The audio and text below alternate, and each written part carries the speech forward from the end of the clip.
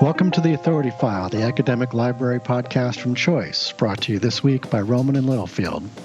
I'm Bill Mickey, the host of the podcast and the editorial director at Choice. This week I wrap up my conversation with Janet Hyunju Clarke, Raymond Pun, and Monnee Tong about their book, Asian American Librarianship and Library Services. In this episode, the editors share their personal takeaways about diversity in librarianship today and hear the story of San Diego librarian Clara Breed's work with Japanese children during their internment in World War II. All right. So in looking through some of the interviews in the book, I noticed, of course, some great questions, but I'd like to take this opportunity to turn one of them on you guys. Ray, you had asked John Hickok, and I think I recognize this question through several of the other interviews that you did, which is, what is your view on diversity in librarianship today? And I'll ask each of you this question, but Ray, let's just start with you. Yeah, sure. So I thought this question would be appropriate for many of our interviewees throughout the book, so we get a different take of where they're coming from, their contexts and experiences. And so just for my own thoughts, I started thinking the question, and I think it's really so important that today diversity in librarianship is slowly growing. We are serving a growing diverse population. There are facts and statistics to prove that there are changes going on in our demographics. So we need to think about ways to include those people in our from the communities into the services we do. So thinking about and innovating new ideas, services, and really in our own professional culture, and going beyond this normative or homogeneous experience that we've been talking about throughout this podcast, and thinking that diversity really helps cultivate new leaders, new ideas, and really bring change and bring new reflections and support for this growing community. Monnee, let's move to you. Yeah, I think my view on diversity and librarianship today echoes a lot of what you'll hear throughout the book. And in episode 3, you heard with Cynthia Del Rosario's piece, is that we really need to diversify our staff so that we can properly serve our community. Not that you can't serve a community if you have staff that don't look like your constituents or your patrons. But it really, I think that it definitely helps to relate better to your community. I think that there are some ways that that we are doing that on a bigger scale. On a personal note, I credit a IMLS grant that the Sarah Cooperative System in Southern California received, called Librarians for Diverse Communities, and it was a scholarship program. And really, without that program, I don't know if I would have the job that I have today. So my view on diversity in librarianship is we need more. We need more of it, and we need more people who are multilingual so that we can better serve the diverse communities that we have. I completely agree with Monnee, and I'll just pick up on the institutional aspects of it. That is, she mentioned the IMLS scholarship. Ray mentioned, and Ray and Monnee met because of another institutional program. It was an ALA Emerging Leaders. Mm-hmm. Is that right? Yeah, okay. That's yes. Right. So, we mentioned other things like ARL. There's also the Spectrum Leaders program. These are programs that, show institutional commitment to diversity. So we we first of all, ALA and everybody needs to acknowledge that the field is still really not diverse enough, and we need to really integrate it into our core missions, and then they need to put real funds into it, like the scholarship and things like that, so that we can cultivate leaders, nurture them from people, diverse communities. This book showed me that we have lots of creative ideas and are excited to try things, and it really needs that institutional support and validation to make these initiatives and things as essential elements to the well-being of higher education in general and librarianship specifically, so that it's not just a one-off, or that only one person puts all their effort into it, but it's something that is institutionally supported. So I'll just say that is my view on right now, what I would add about diversity in librarianship. It's moving slowly because there hasn't been enough institutional commitment to it. Right. And then, you mentioned scholarship. Obviously one of the barriers is the cost of an advanced degree. Yes. Can you give us a sense of the scholarship that's available for your field, and that directly applies to, advancing people of color into librarianship? That's a great question. In APALA, the organization that we, the three of us, belong to, there are research scholarships that help students advance their research initiatives. LIS students. So, and there's travel scholarships as well. And I am aware that there are the other ethnic caucuses of ALA also have similar kinds of scholarships to help, to really support future librarians and future library leaders, for them to grow their professional networks, meet with us, and be mentored, and see their role models and leaders in action at conferences and meetings and seminars, things like that. Ray and Monnee, do you have any other examples of scholarships that we might mention? Sure. Well, the one that I had mentioned earlier, the one that I received, that unfortunately ran out. That was on a 3-year grant. But there is a California State Library program called the Public Library Staff Education Program. And it's for employees who have worked in a California public or county law library for a year and are enrolled in a master's program. So that was actually something else that I was eligible for when I was going to library school at the time. There's also the LSST, the Library Support Staff Training, which is a tuition reimbursement for support staff in libraries, also through the California State Library. Yeah, Right. And there is the ALA Diversity Research Grant, which I think has been really one to promote scholarship in this area that allows anyone, you don't have to be a student or a professional, anyone can come up with a really good research topic and gain support from ALA. Our guests this week, Janet Hyunju Clarke, Raymond Pun, and Monnee Tong, appear courtesy of Rowman & Littlefield. For more perspective on the professional journeys of Asian American and Pacific Islander librarians, check out their edited volume, Asian American Librarians and Library Services.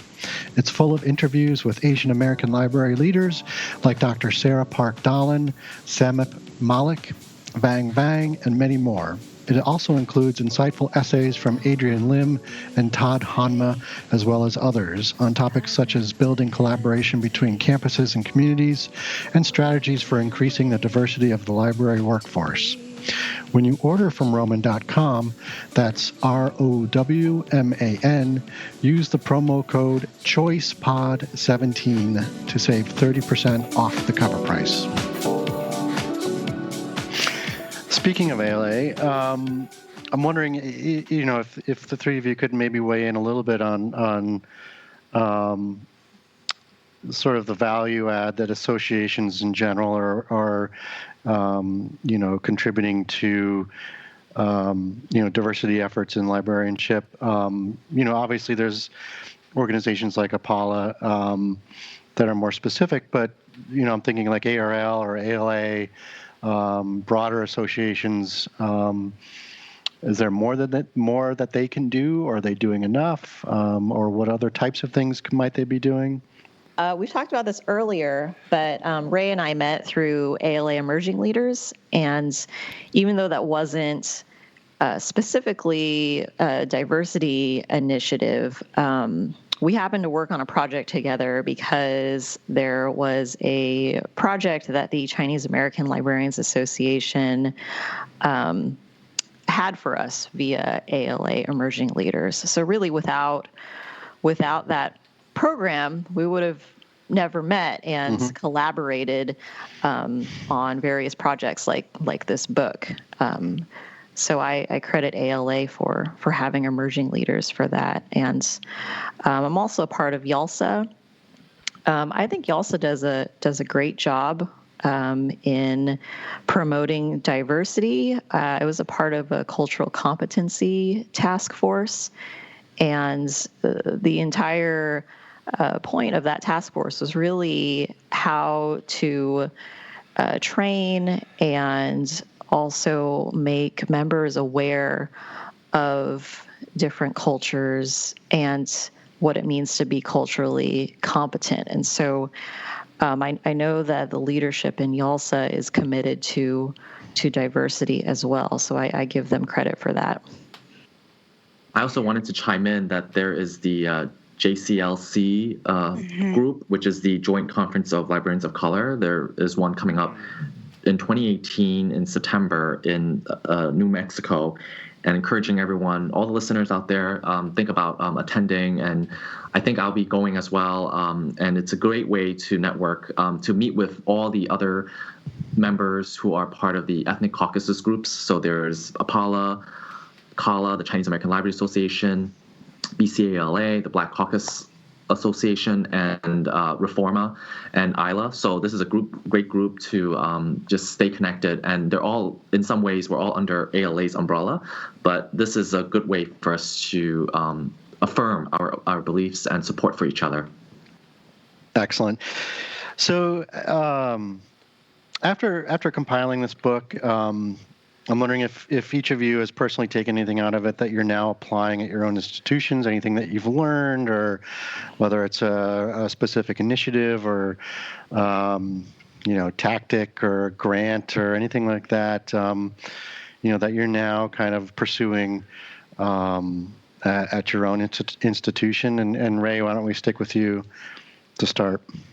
Yeah, so I started thinking more after we had finished compiling several months ago, and it's just from my own reflection, and it's given me now a multi-dimensional perspective of incorporating a lot of the elements that our contributors have written passionately about, such as critical theory, social justice, activism, supporting our Asian American communities, and really thinking about being proactive in some of these aspects, and how do we continue expanding on it, these conversations. And this is just the beginning.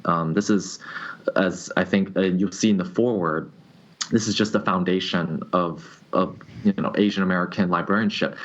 We're expecting more. We would like to see more coming out of this. This is a really good way to bring people together and let them see that there's a lot of exciting work going on.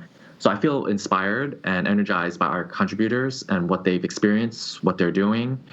and feel motivated to experiment and try some of these projects, like setting up new exhibits, thinking about new grant opportunities, and new partnerships. And it's just been a wonderful experience working with everyone here. Excellent. I'll just pick up on the word inspiration. It really has inspired me or re-inspired me. I've been really committed to Asian American studies for a long time, but working on this book has, shown me that the future is bright because of the promise I see in our young library professionals and the dedication of the more experienced professionals who recognize that we need to nurture and mentor the next generations of librarians. They're really dedicated, and I really admire them for their example. People like Gary Colmenar in his own, talking about his dedication to social justice and activism. Michelle Lee, an up-and-coming librarian who brings her journalism background into writing about librarianship. That's also really great. What I do see are a couple of some other things that I am seeing is that really there's lots more work to be done. Several of our writers have really made that very clear, and I completely agree with them.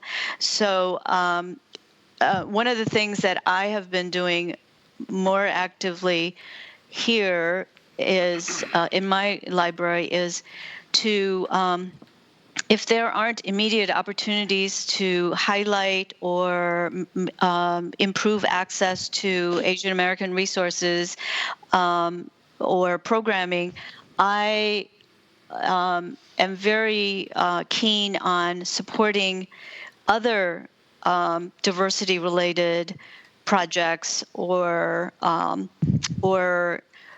programming, so that we, I think it's very important that we also expand out, not just focus on Asian American issues and projects or programming, but we need to also be there then to partner with and support other diversity initiatives like Hispanic Heritage Month. I mean, so when we look at it that way, there's things that we can do throughout the year, all the time, to highlight and support diversity initiatives all around campus or in our libraries.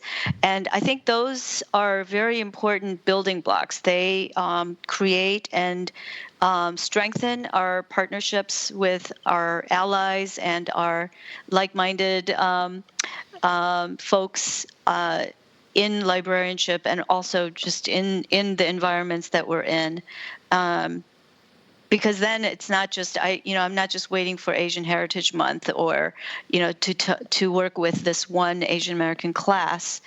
I can do it and encourage other people to support other ways of improving and expanding diversity.